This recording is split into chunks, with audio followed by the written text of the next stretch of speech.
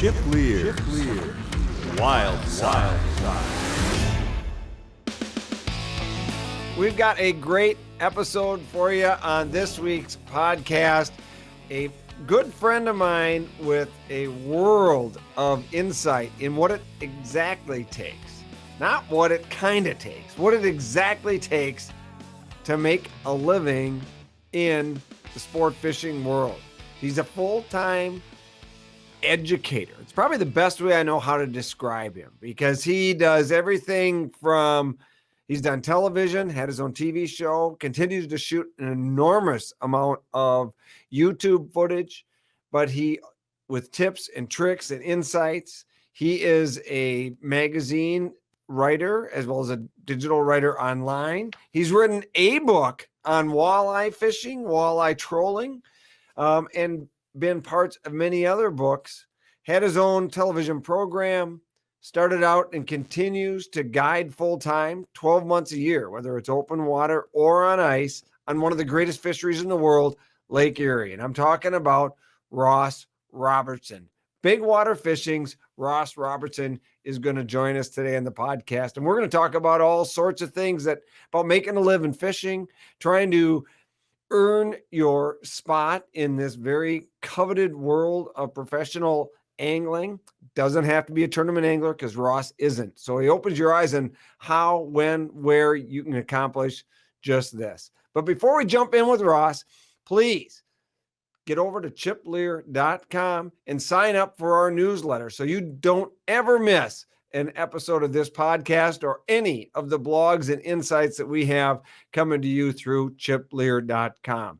We'd love to have you part of our family so you can keep in tune with all that we got going on in the great outdoors. But right now, it's time to sit down with Ross Robertson, Captain Ross Robertson, on this week's podcast.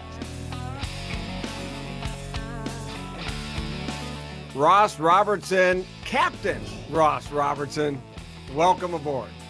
Thanks for having me, Chip. You know, I've known you quite a while, and we used to do a little more stuff together, but the distance apart tends to cut those things up a little bit. Well, it does do that. And in fact, in my latest travels out east with the National Walleye Tour, we weren't able to connect, mostly because I don't think I picked up the phone, but we won't go there right now. We did talk in transit. It just never came to fruition, and partially because it's just, these are trying times. Here we are digitally, right? That is a fact. And I had plenty of calls from people on the National Walleye Trail there that said, I don't doubt that. Full-time guide and exceptional educator in the world of fishing. And you're doing something. I'm going to want to get right into this right now. I mean, you're doing something a lot of people aspire to do. You make a full-time living in the fishing industry, which begs me to ask, what's the most important thing here? Is it catching my fish, posting the photo, creating my Facebook page for my fishing Facebook page, or asking for sponsorships? Which one do I have to do first? Do I have to ask for the sponsorship before I catch a fish, or can I get the sponsorship and then go catch a fish?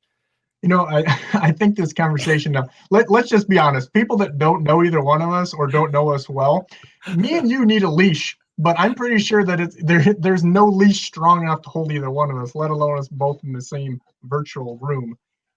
I think that, you know, what we're probably going to talk about, and where you steer this is, you know, the same kind of advice or things that I tell young kids, meaning like some of the kids that are in the college fishing program now, because I get a lot of these guys that send me messages that meet me, or, you know, even book trips. Like a lot of dads are booking trips for their kids, and they say, hey, you know, like, tell them the real deal. My kid wants to be in the fishing industry, but give him the real deal, the real answer to what's going on. And yeah, I mean, these people all the time, they say, hey, man, I know you work with so-and-so company. You know these guys, man, can you hook me up? And I always tell them the same thing. Don't try to get a job application before you can do the work that's required once you get it. There's a lot of truth in that. And you gotta, I mean, it's chasing a profession in your passion, which we both have done, right? We love to fish. That's what drove us here to begin with. Now we're here. We've been doing it a while, established. It's not what you initially think that it is. And at least I know for myself, my own road has lots of turns and twists and valleys, and find myself doing all sorts of things I never possibly envisioned. You're doing this every day, and you're doing a really good job of it, especially from an education standpoint. That's part of the makeup, right? I think so. And, we just lost one of my kind of mentor guys, Ron Lindner here a few days ago. And honestly, the Linders, especially Al, were instrumental, because I can remember back when I think I was first year of college, and Al told me, you need one of them web things. The education's where you're going, son. And, I started running educational 2-person trips on Lake Erie, 21 years ago. And that really was kind of just a little bit of a jump start up, because back then, way more than now, there just wasn't anybody doing that. So now there's all kinds of guys, whether it's a bass guy, multi-species guy, whatever, that's teaching electronics classes or things like that. But back then you just didn't have guys that were offering. Everybody was still top secret with everything. And, some of my mentors like Gary Roach and Al Lindner and Dave Hanson and several more, Dave Csanda, a lot of those in-fish guys back in the day, they told me, listen, man, the guys that are making money, or the guys that are sticking around, they're not doing it by being secretive, and fishing tournaments. There's only a few guys making it doing that, but there's much more of an opportunity when you get into the all-encompassing business. And, to answer your first question, kind of again, a little more thoroughly, you've got to be able to catch fish, because nobody wants to be educated by a guy that's not able to handle it or do well, right? So you got to be able to handle your craft and know your game. But nobody really gets paid to cast a line unless you're maybe Kevin Van Dam. And the only reason he is because of 20 some years of the other stuff, or 30 years or whatever it is. Well, he did win a few classics in the meantime, and a few other tournaments as well. So that it does give you the notoriety. And I think that's why, and I certainly understand. I mean, that's what drives a lot of people to tournament fishing, because it heightens your profile probably quicker than any other form of professional fishing. I think the big misnomer, and I'm being obviously very sarcastic in my first questions there, but the big misnomer in the world of fishing is that I'm just going to go out, win a tournament, and suddenly they come knocking on my door. Or I become a fishing guide, build a Facebook page that says I'm a fishing guide, and suddenly these companies are going to start throwing money at me. Don't get me going on that. Don't get me going on that. Ask a guy that's won a national walleye tour. I mean, it's wonderful. It's a great thing. There's big cash payday and lots of notoriety, but that's where the work starts, right? And I'm give you all the kudos in the world, because you have built this, and you said from an educational standpoint, guiding back in the day, and it's just one little piece of the puzzle at a time. Well, I mean, some guys don't know, but I have a finance degree, and I don't know why, but I do. And, not that hasn't helped, but I kind of look at my business and how I approach things, kind of like if you were saving money, if you were talking to your broker, your financial advisor, whatever you want to call them, you don't want to put everything in offshore accounts, or you don't want to put everything in overseas funds, or everything in bonds. You really have to diversify. And that's what I think is really important, because, sponsorships, go up and down. TV, if you're strictly just a TV guy, for a lot of years that worked well, but you've seen how that's going, in the recent past. You've got to do a lot of different things, because even with like my sponsor portfolio currently, each company requires a different thing out of me totally. So how do you do that? I mean, when you're working with your companies, how far in advance are you planning? Because you do an incredible amount of YouTube videos and short how-tos and product introductions and tips and tricks to catch more fish. Now, granted, you're on one of the greatest walleye fisheries in the world. So you get out there and you're putting fish in the boat. So how do you set that up with a plan? Or is it just, are you going by the bite and basically the seat of your pants and making it up? You know what? The bite's really good for doing this right now with dipsy divers. So that's what I'm going to do. Some of that stuff is reactive. But realistically, like any business, being proactive is really what's going to win the race. And, I know you know this, but for the people out there that maybe don't, because I know you did a lot of ice fishing stuff back in the day and you had your promotions business. I'm ordering all of my gear and final samples usually 6 months to 12 months in advance. And so, I have a crazy board in my office which is why we have to be in this corner, because you can't see all that. But that's why you have to really, really be an organized and planning person to be successful. I believe in this. I mean, if you look at a lot of these guys in the bass world that are super successful, like Ike and Ellie or Swindle or Van Dam, these guys have their wife essentially running.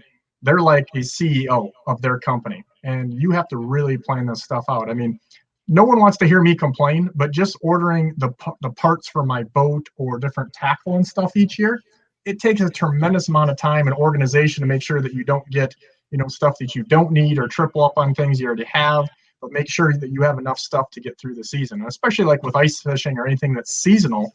Because I mean, again, people at home probably rolling their eyes, but I mean, it's if you're a welder and you don't have, the tips for welding, you're in a bad way, right? You're out in the middle of an oil field or something, and it's really no different with fishing. Obviously, fishing's not as serious of a thing, but it is for me because it's how I make 100% of my income. Well, it's a very serious thing, and that's why I bring this up, because I think that I don't know the exact number, but I'm going to tell you that there aren't dozens. I mean, there's not hundreds of people making a full-time living fishing. The vast majority of tournament anglers in the northern tier of the states, and where we've got limited by weather, and we've got a short open water season, we may have an ice fishing season to complement that. But there are two windows of guiding opportunities, right? So there's two windows of tournament. There's the short window of open. Let me back that all the way up. What I'm trying to say, like tournament anglers, you're gonna have a backup job. Most of them have another type of job that they're offsetting their professional fishing career. So there's only a few, like on the National Walleye Tour, there isn't 15 people really that are making a full-time living just doing that. Everybody else is doing something else to complement that. And the same thing happens in guiding. Even though you've got an open water season and ice fishing season, most guys even have some sort of job that backs that up. There's very few making full-time living fishing as you are. Like I said, I don't think there's hundreds in the northern tier states that are doing that. I think the number is a lot smaller than what people think, especially if you don't have some type of golden meal ticket or something like that. I won't go off on that tangent, but there's an awful lot of guys doing the trust fund thing or something. But if you truly make your living fishing, yeah, it's a pretty small list.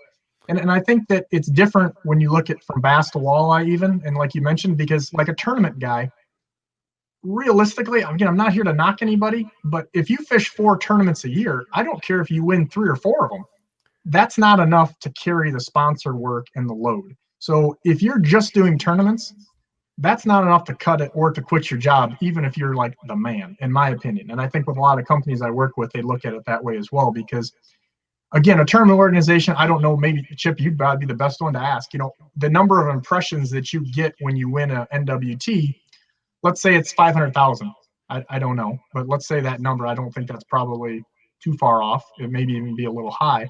But, I can write an article for like Field and Stream, and I'm going to get 4 million impressions right off the gate. And then they have something called the pass around rate. So you start, adding these numbers in kind of like a newspaper deal. And again, these are marketing things that you got to know if you're doing what I'm doing. I may get 8 million impressions from that one article. And it's a lot easier for me at this point to win or to write an article than to win a tournament, especially when you only have 4 rounds. So companies ultimately, once you get there and you're able to catch fish and do your thing, you've got to help them sell stuff, plain and simple. So what are you hearing from the manufacturers you're working with? I mean, we've come off this crazy shelter at home year where outdoor recreation numbers are skyrocketing. And stuff, frankly, is flying off the shelves, whether anybody's promoting it or not. Mm-hmm. Right? That changes the environment quite a bit. Nobody has any inventory for the most part. Some of it because they've sold out, some of it because they can't get it in from wherever it's being manufactured. But most companies have had a pretty darn good year as long as they were in some type of reasonable inventory situation. But I think that, back with kind of getting to like what people do, again, what I'm not saying what I do is completely right, but I know what's worked for me or what a lot of the companies, seem to like. And there are certain companies that tell me, hey, we want your credibility because you're known as a straight shooter. So you wearing our clothes or doing this or whatever. And that's good enough for them for the most part. But like I'm working with Lakewood products out of Green Bay. Really a cool company, all made in America, start to finish. Really cool stuff. We've got, I can't tell you it's completely too much here, but in a few weeks, you're going to see we've got a whole new product line rolling out that a lot of the stuff was kind of dream projects for me. And, I partner with a company that is able to make that not only happen, make that happen in Green Bay. So getting things supplied, get them on the shelf is much, much easier. Fish USA is going to have some exclusive stuff from them, which is kind of cool. But a lot of what I do is just that, is helping design products, use all that time on the water, like tournament guys do, but I'm just doing it from a little bit different angle now. And helping, so sales and marketing, but also helping with product development. A couple of my sponsors, literally my contracts are set up essentially as like a consultant. So, but don't forget, I know you know this. I feel kind of silly because, me and you've known each other quite a while. I started off doing well with tournaments. Like the Erie Open at one point was the biggest tournament. Now we got the Fall Brawl, which in theory might be the biggest walleye tournament. But back in the day, the Erie Open, that was a big deal. And, I did well in those early on, and that helped kind of give me that little catapult. And, back then it was just different. We didn't have Facebook. We didn't have all these other things. So if you did well in certain elements, you definitely separated yourself from the crowd very quickly. So where do you think people, because there's obviously youthful anglers that want a job or, want to get into the industry. And the good news is participation numbers are going up. So if participation numbers go up, we could see our industry turn around again and actually begin to expand and grow overall. How do you get your toe in the door now? I mean, because you still got to do one of the ways, right? You either take the slow and steady guide every day, or you put your hand in and jump in and fish a derby or two and try to get recognized. We joke about you being a more positive person than me. We joke. But who is more positive than Chip Leer? I don't know. So I don't think I'm a Debbie Downer. But on the flip side, like, again, I'm just going to go back to the kids. I say kids, young adults that come to me, or their dads come to me because they're in college fishing. They're getting ready to make that jump into life. They're almost out of college.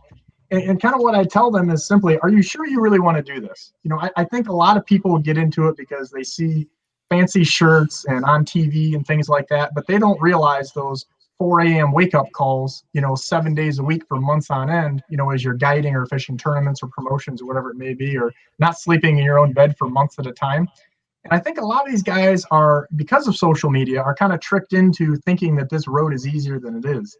And when you look at guys like, whether you like him or not, like Mike Iaconelli, that guy's one of the hardest working guys that there is in the business. He's a little different. Beast, man. I saw him, a little short story. He rented a cottage just down from my place here on the lake when he wasn't going to qualify for the Bassmasters Classic. He was there a month straight in fishing. And he ended up winning that open event, which qualified him for the Classic, which probably made a ton of money and probably kept sponsors on and who knows what. But I can tell you that when I drove by him every day, he was already gone. And when I came back from guiding, he wasn't home. That type of dedication, I don't think a lot of these young people have it. Again, I'm not trying to be negative, but if you just have to know, if you're going to get into this, you better be a hell of a lot more into it and want to work hard, because you're going to work a lot for a little for quite a while. And I think that the big message that I don't know if our industry sends enough is that it's perfectly okay to enjoy the sport as it is without turning it into a career. It's okay to be a weekend tournament angler. It's okay to enjoy the sport without having to be a professional at it. Whether I'm getting paid for it or not is irrelevant in my enjoyment of the sport of fishing. In fact, I enjoy it a lot more when I am not working on a particular project. At least I seem to, right? It's changed, right? And granted, I've been doing this a long time, so have you. Your appreciation for it changes. Yeah, my body's a little tore up, not 30 years, but darn near 30 years on the Great Lakes fishing a couple hundred days a year. It tears your body right up. And I don't think a lot of people look at that. I'm like an underpaid athlete. You know what I mean? People don't think of fishermen as athletes, but you go stand in a boat and you go work those hours and do that. It's wear and tear on your body. I've got quite a few professional athletes as guide clients. And I can tell you that open water and ice fishing both, I've had guys go, hey man, we're good. We're done. We're good. They're like, we don't want to turn this into a marathon. So, and I think the same could be said for guys that, think that they want to make it a living. Like you said, you don't have to make this a living. Just sometimes I think it takes the fun out of it for guys that have a really good job and should just enjoy their time away. Go fishing with your kids, go fishing with your neighbor, get somebody involved in this, and not trying to be a superhero for a t-shirt or some type of pro staff deal that really isn't probably cracked up to be what you think it is. So I know your guide service is still very much educational based. How do you, how do you assess somebody when they get in the boat and where they're at and what you can teach them that day? Or is it just strictly, I mean, are you just gunning for tips and tricks the whole day? I think the good thing about when they get in the boat with me, when people tell you what they want, that's usually not what they really mean. And until you get them in front of you, I've used this example 100 times, but I get guys, maybe not what you're talking about with educational, but I get guys all the time that go, I want a Lake Erie giant. Like, I want to fish for a giant. And I go, okay, it's just like, and I tell them, hey, this is like deer hunting. We're not going to catch 50 a day. Like, you've seen things on Facebook. We're not going to catch 50 if we're targeting a giant, most likely, like those big ones right there. So we're going to do things differently. And 90% of the time, 45 minutes in, when we've only caught one or two fish or something and nothing great, they're like, well, let's just go for eaters. That's fine. And, that's that guy that is shooting a doe 5 seconds into the season right below him, compared to the guy that's willing to not pull the trigger or fling an arrow until, the last week of the season, or maybe not at all. And so I think that what people tell you and what they really want are two different things. And just like fishing the conditions, you kind of have to adapt as you go. And we were just having this conversation with a sponsor the other day that someone had sent something about, they had fished with me and they were very happy with what happened. And they kind of said, we didn't realize that we just realized we don't really kind of know what we thought we knew until we watched Ross move in the boat. And, it's like that when I fished with some bass guys. Like, I fished with Aaron Martins and Shin Fakai, and I could name all these Bassmaster guys. And you watch those guys cast, Chip, I know you know this. And you're like, man, I've been flinging a rod my whole life. Granted, yeah, I do a lot of trolling and drifting.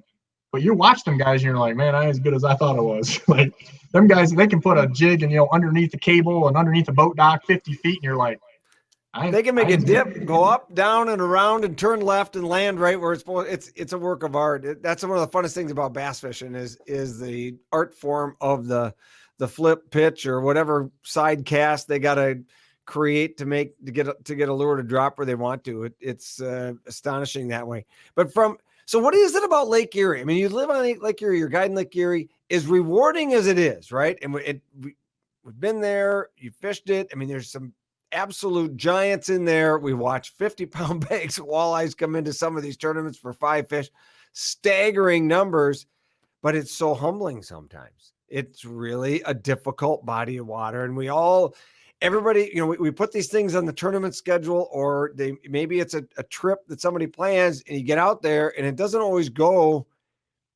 Big water, more places for them to hide. They migrate, they move. There's current, there's seams.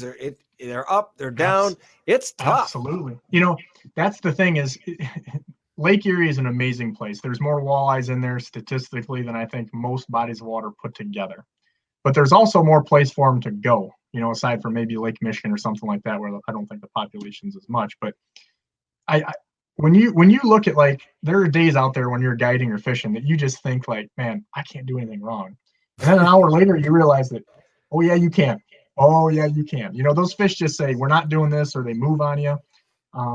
It's a very humbling thing. I mean, I've had that with guide clients, like the NWT. One day during that tournament, I caught a 13-pounder. Another day, I had a 10.5. And my guys were like, that's pretty good. And I showed them the results of the NWT, and I'm like, I don't think you understand, like, a 25-pound bag right now for guys that are dialed in that only want to catch big fish. And these guys are great at what they do, and they've been working towards just catching 5. They're struggling to do it. Like, it's not easy to duplicate things on Erie because things just change so fast. These fish move. I mean, back in the early PWT days, I remember when we had bigger schools and those guys were just like, where did the fish go? They moved 10 miles overnight. It's like, they don't need overnight. They can do it in a few hours. So what happened? Speaking of fish movement and migrations there, I know you're getting ready for ice fishing season now. When we were there for the NWT in October for the championship, there was seemingly endless amounts of fish. You drove along, looked at the graph, you marked fish literally any direction you traveled. It was I've never seen Lake Erie like that, but it's also the only time I've ever been there in October. Well, so what are you seeing now? What happens in the winter? Are they moving back west? I'm going to give you a little tip, though. Well, insider stuff. Ooh. Chip Leer's Wildside podcast insider tip. Hot. A lot of those fish that guys were marking weren't actually walleyes. And by I say a lot, I'm going to say more than half.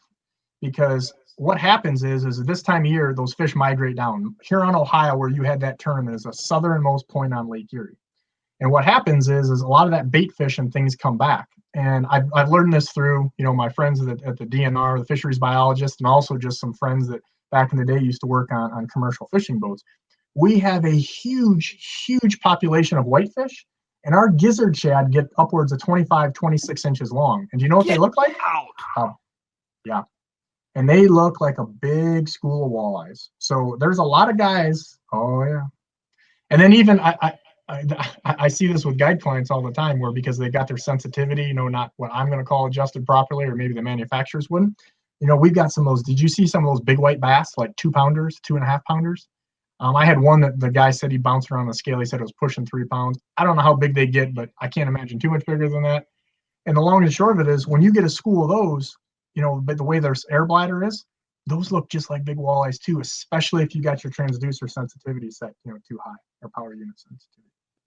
Well, it would certainly make sense because I didn't spend an enormous amount of time pre-fishing out there, but I did see enough fish on a graph over a couple of days to say that I'm certainly marking a lot of fish, but getting the ones to actually open their mouth was not an easy task. It was not easy to trigger fish. And in fact, it was really difficult, and maybe it had a lot to do with the fact of where these things were lining up inside of a water column in terms of vertically, because you heard guys during the tournament talk about making an adjustment up or down and then finally getting the bite to trigger. So it could be the walleyes were hanging out at different depths too.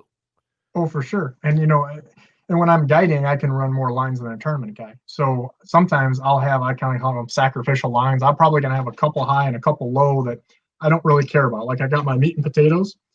And you'd be amazed that throughout the day when, guys are like, hey, we should change those lures out there. I'm like, it ain't got nothing to do with the color. It's the same stuff that we're catching them on, but just maybe even a couple feet high out of that strike zone, those fish aren't biting. But yet, maybe at noon, 1, 2 o'clock, all of a sudden those things just go off and you're just catching them left and right and they're the better fish. And the same could be said of deeper fish. I think that most of the guys did better on this deal on deep fish. Some of the local guys that were fishing there, I know were fishing high, but when we say high, they were fishing extremely high in the water column.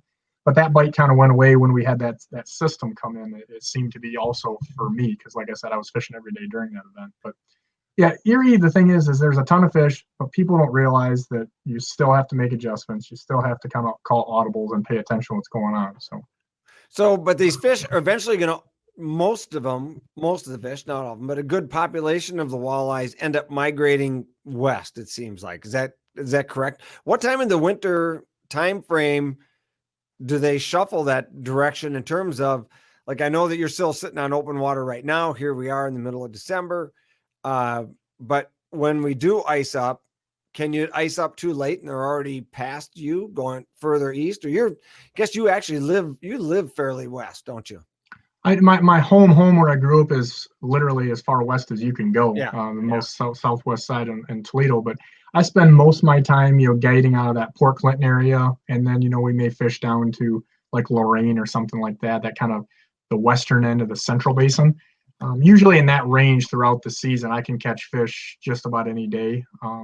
And I don't think people realize too that, it's just like a community hole on the Mississippi River or something, right? Like there's a bunch of fish there, but that's not where all of them are at. It's maybe just the easiest to go to if there's nobody there. And it's the same thing on Erie. I fish back west quite a bit when everybody's east or vice versa. I'm not a big traffic fan. So when you get away from where the mass population is, that doesn't mean that there aren't fish there. And I'm going to share you a short story, but our DNR or fisheries biologists have proven through tracking that a lot of the fish that actually spawn in the Maumee River are from Saginaw Bay and Lake Huron, believe it or not. Now think about where they have to go. If you guys aren't super geographically friendly, you're going through literally hundreds of miles of productive water and lots of spawning ground through the St. Clair River. You're going through Lake St. Clair, you're going through the Detroit River, and then 30 miles across on Lake Erie to go up into another river that's knee deep. it doesn't make any sense. And it's been a number of years ago now, but I caught a fish in the fall before we had the fancy trackers that we have now. And I remember taking the number down. This one's gonna kill you, Chip. And one of the guys at the fisheries guys, I call him on my cell phone. This is like, we're talking flip phone time. And I call him and I give him the number. And the guy was like, give it to me one more time. Because apparently I don't know, people think I screw with people every now and then. I don't know if you'd agree with that. But so he takes the number now, he's give it to me one more time. And I'm like, dude, how many times do you want me to give it to you? He's like, this fish was tagged like 20 some days prior on Thunder Bay, Lake Huron. And I caught it in the central basin of Lake Erie. And this was like October-ish, I want to say, if I'm not too far off. I think it was near Halloween-ish.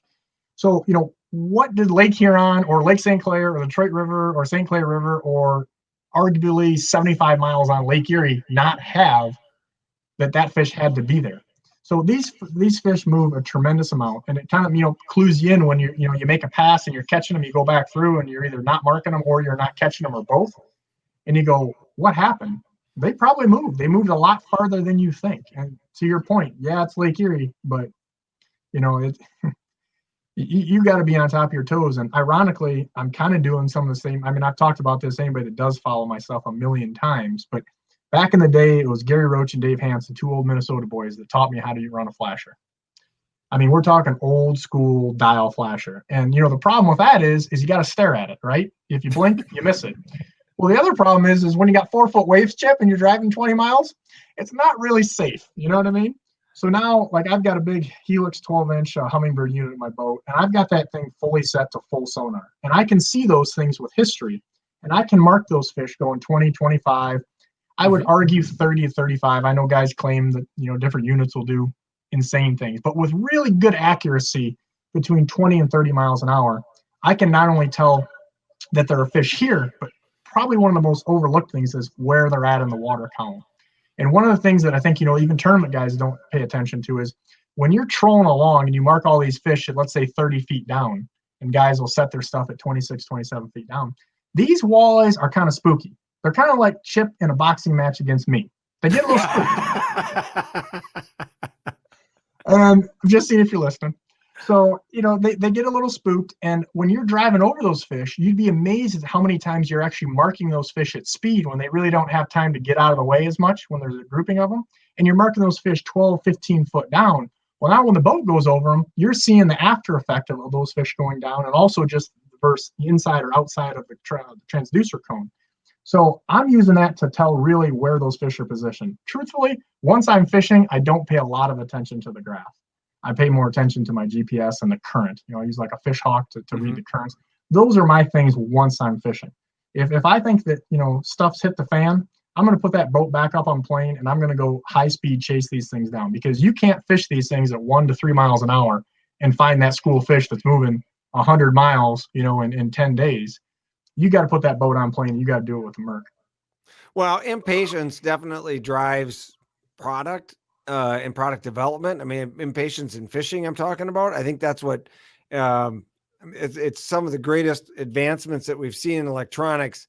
It can't be understated just how important all that has come in terms of how fast we were able to find and search fish. And it's certainly applicable on the tournament trail. It's everywhere. And I think that, you got to agree. I mean, and we've spouted this for a long time, but fishing tournaments drive product development in a microcosm of time. It's a wonderful thing because it puts so much pressure under so many people in such a short period of time that it really helps speed up R&D on a lot of things. And that's what I think one of the greatest benefits of tournament fishing is. It's efficiency. I've listened to some of your podcasts with different tournament guys that are top. They're the guys, right? And in a different way, we all kind of say the same thing if you're really paying attention. And I get clients on my boat all the time. I'm kind of unique in that probably 50% of the guys that fish with me own their own boat. When they're looking for that education or just seeing how things are done a little differently or how I react to things compared to them. And I don't know how many times Chip guys get in the boat with me. It's just funny to me even. And they're like, I'm using that same chrome blue bait.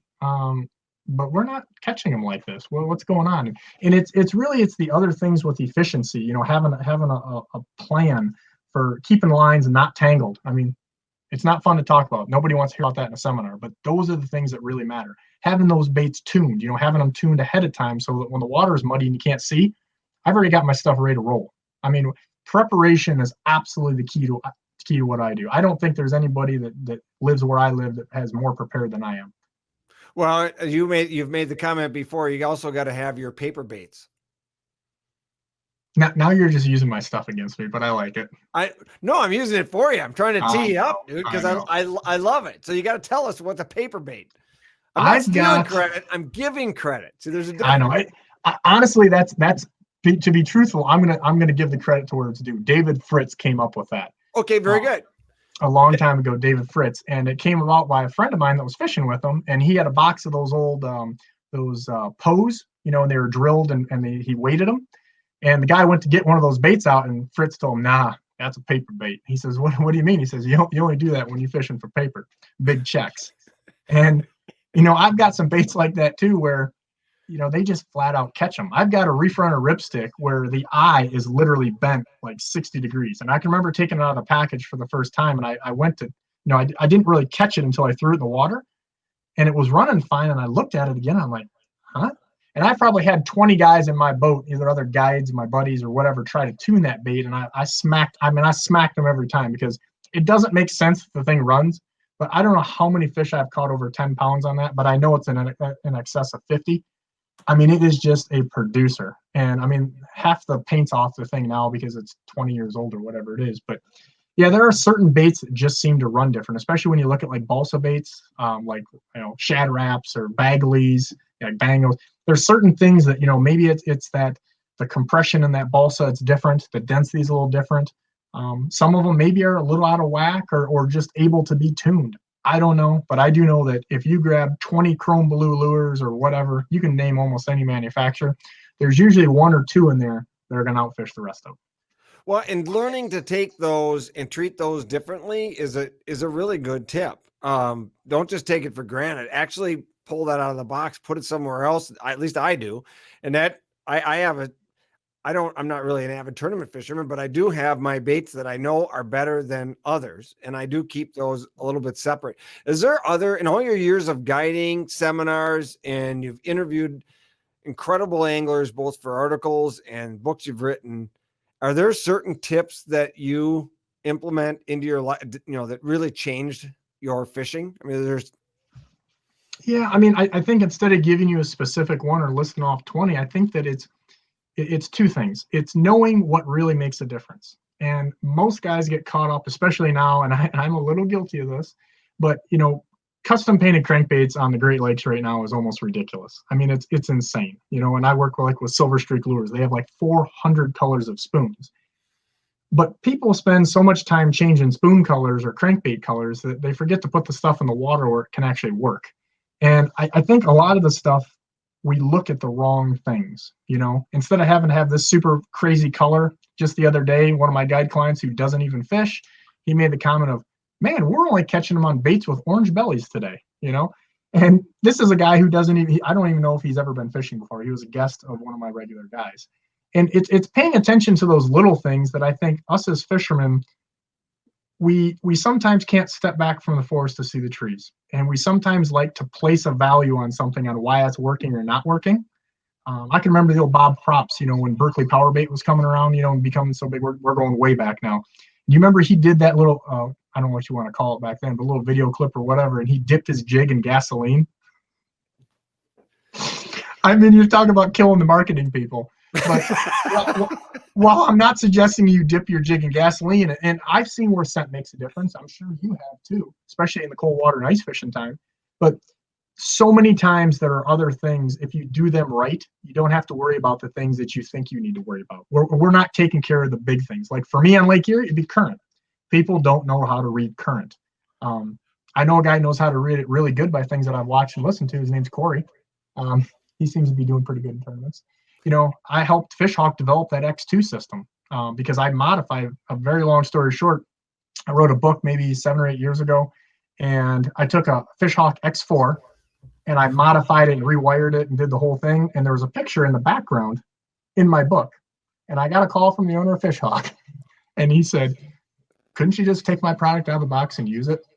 And I'm like, no, because I needed this and I needed this and I need that. And, he said, well, maybe we should do that. I'm like, whatever you want to do, man. I got mine working.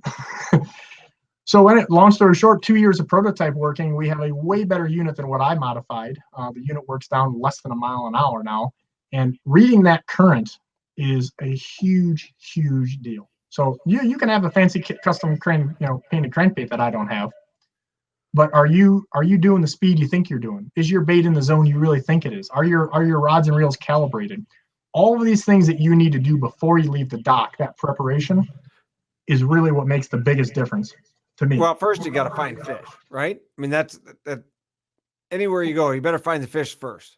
If we're going to do some cliches, let's do the 90-10 thing. Yeah, exactly. Well, but it's true. So you went on the road back in the tournament day. You and you cut your teeth going running around different reservoirs and lakes, and you were fishing with other people and all that. Is there lessons or stories that come out of there? Most of them get me canned. Well, I was talking to the old Rotten himself, and hey, Mr. Gary Roach, that's what his friends call him. And he told me, he said, just so you know, still can't tell them stories from back there. But there's been so many things that I've learned, with those guys, and I think that's kind of, going full circle. What we started talking about is that nowadays guys want to come up to the parking lot and tell you how much better they are than you, or they want to tell you how awesome they are. When I was a kid with the guys that taught me the game, I would have either been knocked into next week, or I wouldn't have had that opportunity anymore. Guys like Jim Fofrich and the guys we already mentioned, like Dave Hanson and Gary Roach and the Lindners. I, believe it or not, Chip, now I know this is hard for you to believe too. I'm with you. I kept my mouth shut and I just soaked it all up, man. I soaked it all up. And it's amazing how many things that I learned back there in those days that we're still doing today. Walleye fishing, I don't think has advanced. You could blame it on live bait or whatever, but I don't think it's as advanced as much as bass fishing has, as far as from the way that things are done. So how did you get connected? How did you connect with Roach? Because there's a story about you spent some time. You spent a lot of time with Roach. A lot, yeah, and a lot. How did that happen? It's a really long story, but back then, again, I was in high school and I won my first tournament. Yeah. And the guy that I was fishing with, he was doing pretty good, but he was that guy that had no aspirations other than, he was a competitive guy. He wanted to fish some tournaments on the weekend. That's it. Didn't want no more than that. And at any rate, that's when I kind of started learning, like, hey, these guys, you got to remember, to put this into context, you got to remember, offshore planer boards were just coming out. Snap weights, what's that? What years are we talking about here? Mid 90s. Okay. Yep. 93, 94, 95 in that range. Sure. So trolling is not what trolling is now, right? And here's a young guy that's a sponge, and my whole thing was, why can't we try this? Why can't we try this? And back then, them old farts, even old Papa Roach, he's a little stubborn too, and why can't we try these and do things a little bit differently? Well, at any rate, the guy that I was doing well with, we won some tournaments together. He became a pre-fish guy because he drew a couple of these guys as a amateur in the Professional Walleye Trail. Yeah, sure. And I know you know about that. So the long and the short of it is, there was a group, and I won't mention the names because of what I'm about to tell you, but let's just say 6 out of these 7 guys said, we don't need help from that kid. Put him back in school. So here I am and still in high school, and I might have skipped school that day to go help Dave Hanson, because Dave said, of that whole group of guys, you would know every single name in that group because they're all what I would consider to be legends now. Dave said, I'll take them with me. And whether he took me for 2 rods or whatever it was, I mean, Dave ended up, it's a funny story, but Dave ended up calling my parents, because again, this is before cell phones.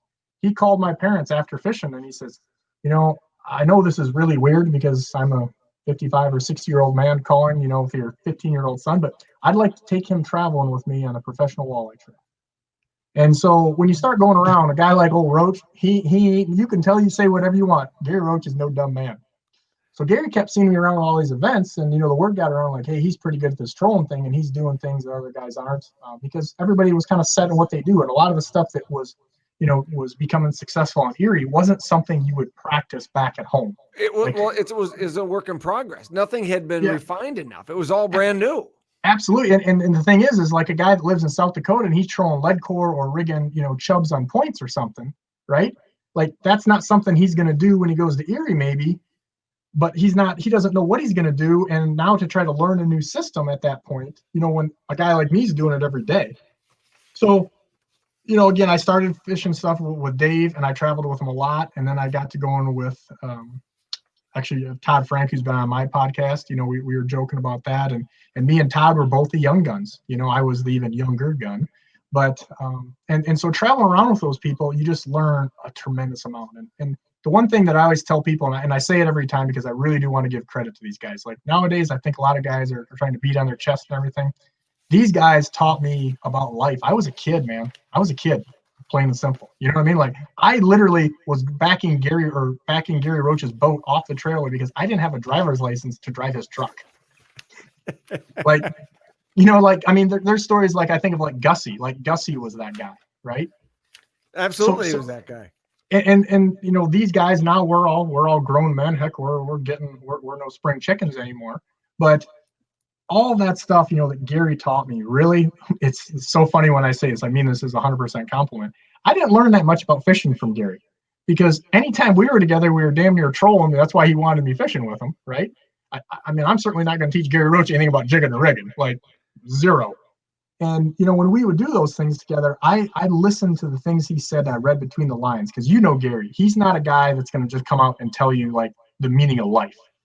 But I learned so much about life and the fishing business, and a lot of it was through, Gary privately telling me stories that I'm not going to share here, but telling me about things that he didn't do right in the business end of things, with someone like he helped develop the freshwater pickup system that we all have in our boats now. Mm-hmm. And, maybe not handling that business end of that properly because he didn't know no better. Back then there's no recipe like there is now. I wouldn't say that you have a golden paid ticket now as a young kid in a college fishing program, but you have a way, way, way better deal. Because for me, I had to go hang out with Gary Roach. I had to find a way to get in Gary Roach's boat to learn how to lead core troll. Now you can just go hit a Google, get on YouTube, and there's 4 billion videos from top shelf guys. Before you even leave your house, you've got a pretty good idea what to do. So how do you're a young kid, you've got aspirations to make a portion of your living or to at least get yourself known inside the fishing business, and it's saturated with social media and YouTube. How do you stand out? Well, me and you were talking obviously privately about this not that long ago. I think the thing is you have to treat it like a business. If you want to make a living in it, you have to treat it like a business. And, again, not naming names, but there's an awful lot of big name guys that can straight up catch a fish in your pocket. Like, they can catch a fish in a bucket with no water in it, but that they can't provide a company with a high resolution video, or they can't write a press release. And those are things that I don't know that you necessarily have to do what I do, but I know it makes me much, much more valuable. Like I said, like with Lakewood, we're developing a lot of products, and being able to sit down and not just know what you want, but know how to help guide them to build that so that it's price point efficient, so that it can be on the market and you can sell it. Where another company, I may have to be doing some type of thing. Like, I just had a deadline. I read a monthly column for In-Fisherman, putting that together. Am I Hemingway? Hell no.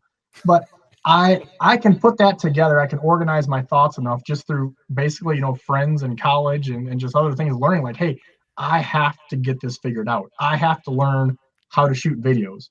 And there are certain guys that are definitely better on video than others, but you have to be open-minded to that and teach yourself, or be willing to do multifacets, like I mentioned prior, about like just like a diversing your investments. If you don't do that and you can't be pretty good at a lot of different things, you're going to be in trouble at some point in your career. So where did the passion come from? What was your introduction? How did you end up? My dad was really big in hunting. He traveled all over North America. Like, hunting was his deal. He's one of those guys way back in the day used to get dropped off in Alaska, nobody, done. And we fished a little bit. But I think it's, the same reason that we see all these organizations out now, and they're really a great thing. And I would like to honestly dedicate a little more of my time moving forward as I get older into helping, get more people, because I don't think, as a guide, I don't know what the percentage of people I have, but I have a lot of people that come as guests on a guide trip. Okay. Maybe it's one of my regulars, his son, because he's home from college, or God knows what. This year, because of COVID, I have had a tremendous amount of daughters come on the boat because they were home from school, or they didn't have to go to school or didn't go to school or whatever. And it was amazing. At like, I'm not going to say 100%, but like, I think it's confident in saying like 90 some percent of these people were like, again, adults, childs, it doesn't matter. Like, oh my God, this is a lot of fun. Like, hey, I enjoy being on the lake. And it's just like hunting is the same thing. If you don't have someone to mentor or get you into this, you don't know. You know, I mean, maybe I'd be good at riding a Bronco. I don't know. I don't have anybody to show me how to ride a Bronco, right? But go ahead. So I would be lying if I didn't tell you. I mean, I'm sitting here and I'm having this conversation. I'm like, what kind of child was Ross Robertson that his parents wanted to send him off with a bunch of strange grown men they didn't know? To say, hey, just take this kid. And well, take him, I like where you're going with that. Take him out to Montana and to Fort Beck. Take him to the Missouri River, anywhere out of Ohio. Well, I will tell you, my dad was the guy you did not mess with. And I know my dad did get involved there a little bit because I promise you, he's not the guy you'd want to meet in the back alley. But it's funny because, again, backing this up a little bit, I think that like Dave Csanda, who really helped me a lot, you know, I was writing for In-Fisherman at like 18 or 19 because of Dave Csanda. And it all came about. I got a phone call literally at my parents' house when I was like 17 or 18. And it was Dave Csanda, you know, editor of In-Fisherman magazine. I'm like, yeah, it's a big deal. And he said to me, he said, yeah, I got this article from Jim Foffert's about jet divers and spinners. I'm like, oh, no kidding. He's like, yeah. He said, what? Can you tell me about it? And I'm like, well, I'm sure Jim will tell you because, again, that was one of my mentors, right? Like, this is the guy. Sure. He said, I appreciate what you're doing. He says, it makes me like you a little more. I'm obviously paraphrasing. But he said, I've known Jim Fofferts for 25 years, and he didn't write that article. He said, you helped put that thing together. He goes, he don't organize things like that. He goes, there ain't many guys can outfish that man. But he said, you know, you must have helped a lot with it. I said, I did a little bit. And he said, come on. I said, well, I might have put it together. You know, and we jointly did that article back whenever that was. And that was kind of a jump start to that. But Jim Foffert Sr. was a legend on Lake Erie. You know, in my book and some of the videos and stuff we put out, we told some of those stories from Al Linder's mouth about how Jim was the first guy to pull a planer board on Lake Erie because he stole it out of his truck when they had the road trolling guy from Wisconsin who made the first kind of inline board. And, you know, just pioneered so many things, you know, the flipping harness, which was like a casting harness type thing that basically modified now guys call a weapon. Really super innovative guy. And he was friends with Gary Roach too. So there's kind of a little love triangle, if you will, going on there. And, you know, I think that like Dave said back in the day, he said, you put yourself, because I asked these guys for, you know, I constantly bugged them for help and just trying to learn. And I remember all of those guys in one way or another saying basically, you put yourself in the right position with the right people and you work hard and good things tend to happen. And I don't care if you're an engineer or if you're in fishing, if you follow those simple things, you're probably going to end up all right. So, I mean, was there something, obviously, I mean, your dad must have taken you out fishing. I mean, you said he was a big hunter, but somewhere, I mean, are you an avid hunter? Are you getting out? Do you hunt a lot? You know, I really enjoy waterfowl hunting, and like so many of the walleye guys, my problem is I just don't have the time to dedicate to it. Maybe that's why I like waterfowling instead of deer hunting, because I know I can put the effort forth to be successful. Right. You know, I just kind of show up and do a lot of waterfowl hunting with my clients. It's kind of a show up deal, and I like just kind of tuning everything out and not having to do a lot or run the show. But the problem is, you know, we're still fishing here. I don't know if we can say, but we're in December. Sure. And I'm still fishing, and I'm foreseeably going to be fishing for a while.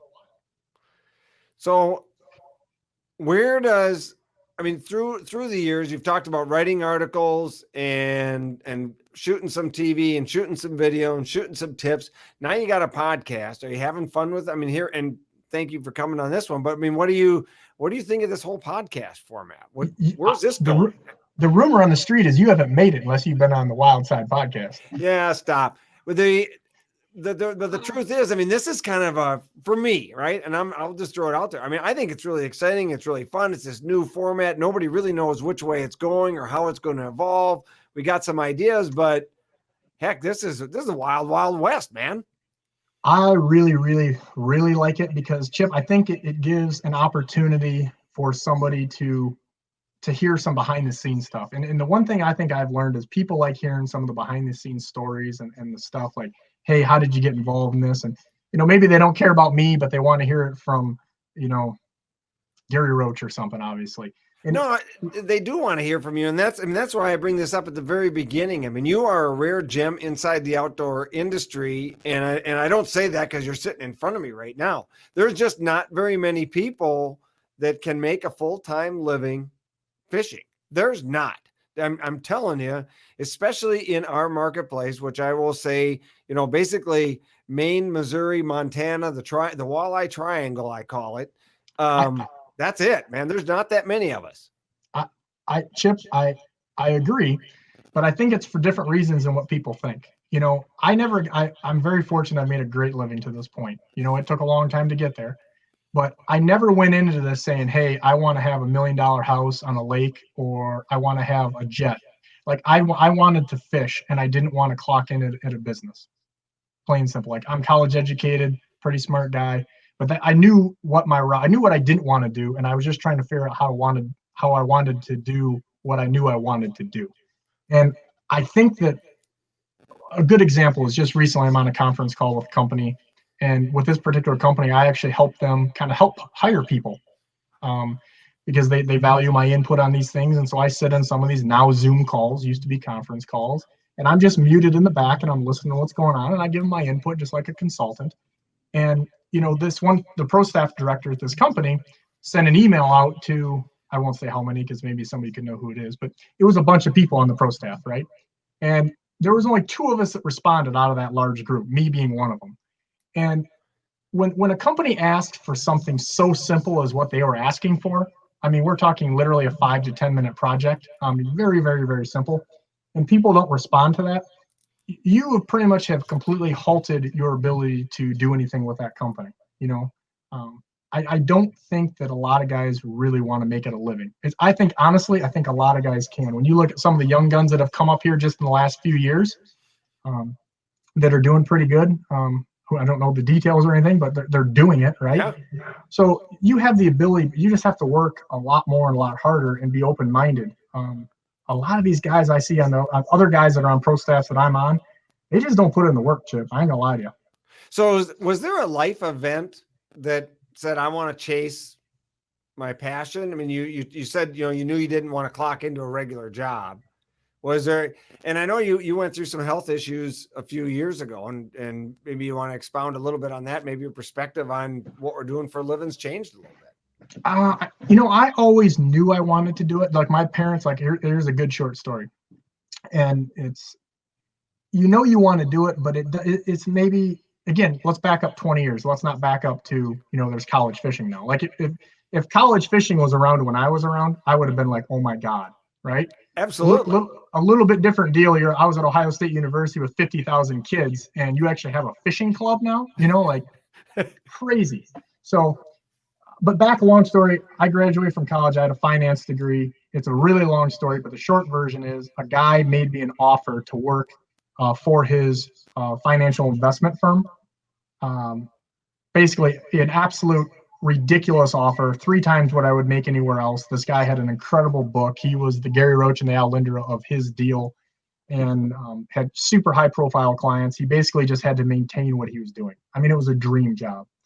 And he told me while we're sitting there, he said, I know you really like to fish, and I like that, because he said, I like how you've been able to, pay for college and do things here by fishing. He's like, I like that, it shows me you've got some matzah and some go get.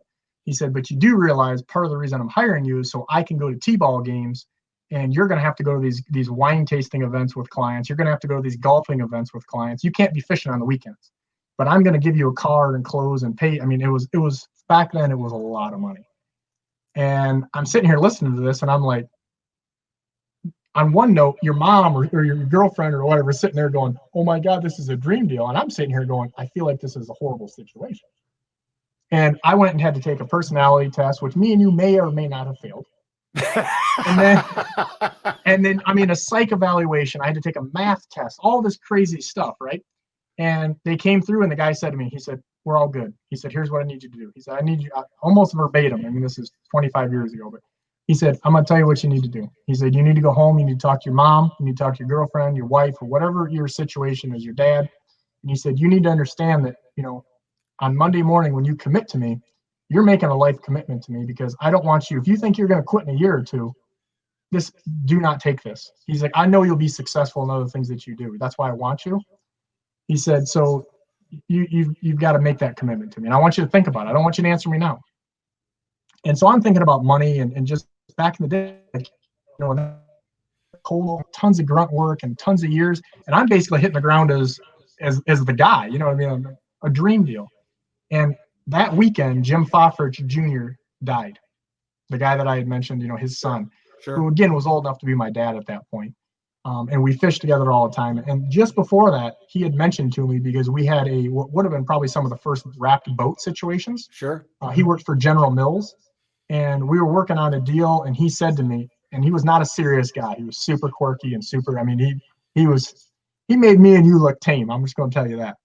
And he said to me, he said, you know what? And he was all serious, which he never was. And he said, if there's one thing I wish I would have done, it wouldn't have been enough balls to just do this from the start and not wait till I was here. And he said, I lost so much opportunity, and I can't really do what you have the ability to do. Here we fast forward not very long, and he dies abruptly. And it was just one of those deals where I was like, so I'm not going to say if that would or would not have happened, if it would have been any different, because I knew that it just wasn't me. Like HR departments and clocking in and clocking out, that ain't my cup of tea. So how old were you? You're just graduating college or thereabouts? So early 20s? Yeah, I don't even think I was out. Not even, because I was in college at 17, so maybe 20 or 21. Oh my. Maybe. See, interesting sidestep. I mean, that's about the same age I was when my dad died. And my dad never got to retire, and he always had this plan that he was going to work hard, and then he was going to go pheasant hunting. He was going to work hard, and then he was going to go, he's going to be able to fish. He was always going to be able to do anything, right?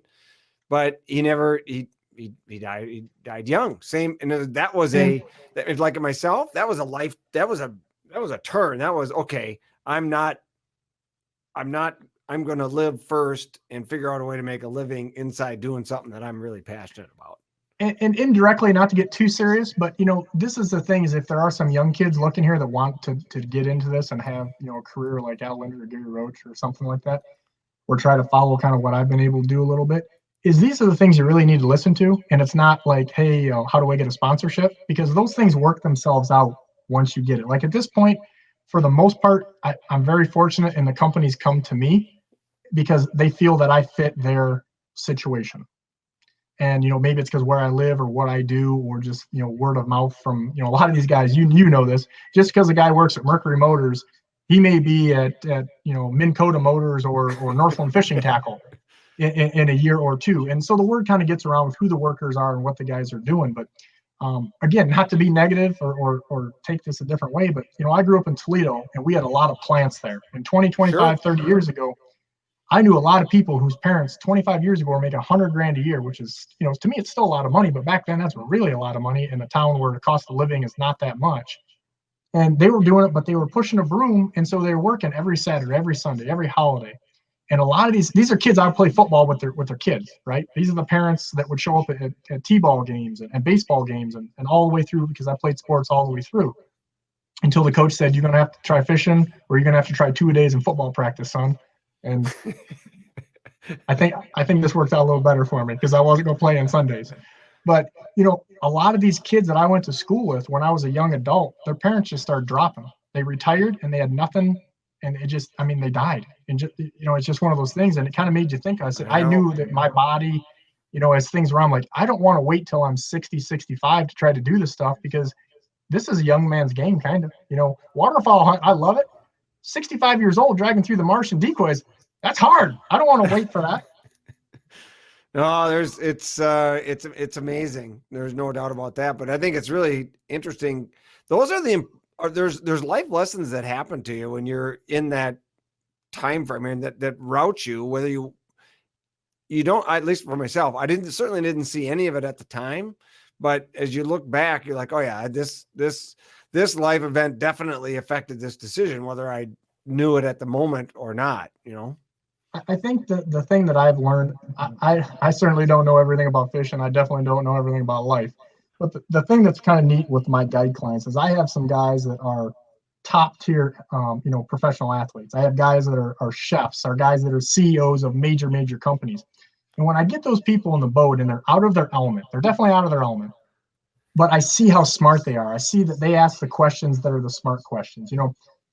Some people are just wired to do this, and some people just aren't. And that's okay. Not everybody has to be an engineer. Not everybody needs to do anything else. I mean, nowadays, God, as a plumber or electrician, you can make a heck of a living. I mean, heck, you can make more than a doctor or a lawyer anymore. So, find what you want to do, and you just have to work for it. I think the problem now is generally speaking, when I see the people come to me, is they don't have the gumption to do what it's going to take. You gotta want it. You gotta want it. You do. That's not fishing. That's just life. It's good stuff, Ross Robertson. I appreciate you taking time out of your day here to share your wisdom with us and help us pave a road to whatever future you want, which is basically you want it. What I heard from Ross Robertson today was, if you want to, get your ass to work. That's what I heard. It doesn't really make a difference what it is. Don't matter if you want to be an electrician or if you want to be a welder. I mean, I've got a welder that is a guide client, makes $400,000 a year.